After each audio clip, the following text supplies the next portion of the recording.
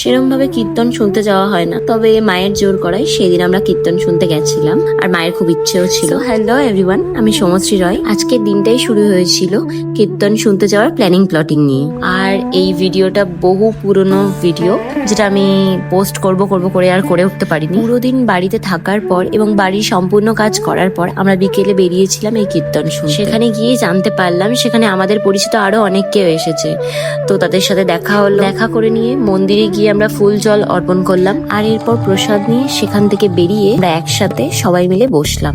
বহুদিন পর দেখা হয়েছে বলে কথা, গল্প তো একটু আধটু হবেই। তো সবার সাথে গল্প করে নিয়ে এবার আমরা কীর্তন শুনছিলাম। তখনই দেখলাম ছেলেটা কিছু তো একটা বানানোর চেষ্টা করছে।